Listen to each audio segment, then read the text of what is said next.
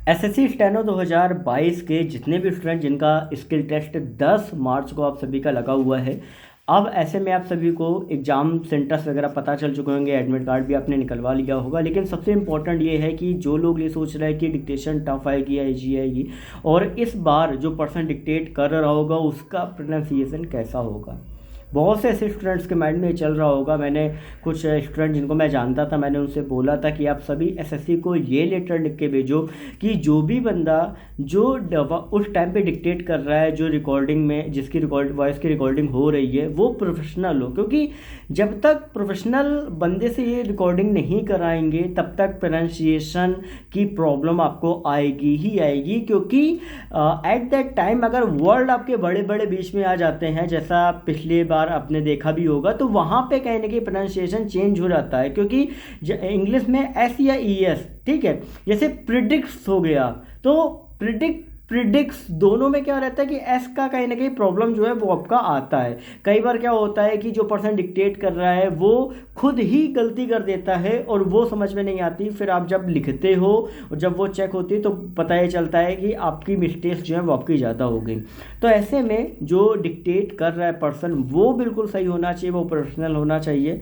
तो ऐसे में बोला भी था। लेकिन जो भी 2022 की जिनका 10 मार्च को एग्ज़ाम है, तो सबसे पहला तो आप ये ध्यान में रखो कि कोशिश कर सको कि भैया जो भी चीज़ बोली जा रही है, जो समझ में आ रहा है, जितना हद तक आपको हो सकता है उतना आप सही करने की कोशिश करो।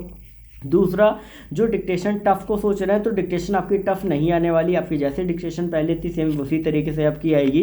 क्योंकि 2017 में भी सेम इसी तरीके से एग्जाम हिंदी और इंग्लिश दोनों का रिशेड्यूल हुआ था, और उसके बाद लोगों ने सोचा डिक्टेशन टफ आएगी, लेकिन टफ नहीं आई थी। ठीक है, तो इस बारे में आप अपने दिमाग से जो डर है, जो भ्रम है, ये निकाल दो। ठीक है, डिक्टेशन आपकी नॉर्मल आपके जैसा अभी इस लास्ट टाइम आई थी वैसा ही सेम आएगी।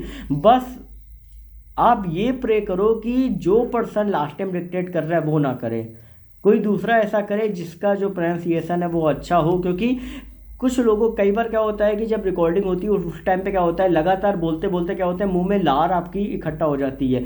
फिर वो क्या होता है कि एक ऐसा आवाज़ आती है जैसे मान लो गुटखा जैसे खा के बिल्कुल बोल रहे हैं। ठीक है, तो ये सारी चीज़ें क्या होती हैं कि अफेक्ट करती हैं, और स्पेशली इंग्लिश वालों को। ठीक है, क्योंकि इंग्लिश में प्रोनाउंसिएशन का बहुत बड़ा रोल है। हिंदी में तो आप सभी समझ भी लोगे, कोई प्रॉब्लम नहीं, इंग्लिश में बहुत ज़्यादा इंपॉर्टेंट ये रहता है। तो अभी 22 वाले जितने भी हैं वो 10 मार्च को अच्छे से दें। बाकी 23 वाला जैसे ही आपका फॉर्म वगैरह है उस टाइम पे जितने भी स्टूडेंट जो इंग्लिश से हैं उनको सिर्फ एक काम करना होगा कि एक लेटर एसएससी को लिख के देना होगा जिसमें साफ साफ ये मेंशन हो कि जो भी पर्सन जो डिक्टेट कर रहा है, जिसकी वॉइस रिकॉर्ड की जा रही है इंग्लिश डिक्टेशन के लिए, वो पर्सन आपका प्रोफेशनल होना चाहिए। ठीक है, उसका जो भी आपका डिक्टेशन है, जो भी प्रोनाउंसिएशन है, वो एकदम क्लियर आपका आना चाहिए। ठीक है, तो ये कहीं ना कहीं आप कर सकते हो जिससे 2023 में आपको कहीं ना कहीं ये चीज़ों ये प्रॉब्लम्स को फेस नहीं करना पड़ेगा। ठीक है, बाकी आप अच्छे से आपने प्रिपरेशन भी कर ली होगी, और जिन्होंने अभी तक जिनका डिक्टेशन अच्छा रहा है उनका अच्छा आगे भी रहेगा, जिनका नहीं रहा उनका परफॉर्मेंस यहाँ पर भी लो रहेगा। ठीक है, तो आप सभी स्टूडेंट जो भी हैं, ठीक है, अच्छे से पेपर देने जाओ। बाकी जैसा कुछ रहता है वो आपको यहाँ पे बता दिया जाएगा। चैनल को सब्सक्राइब करके बेल नोटिफिकेशन आइकन ऑल पे जरूर कर ले।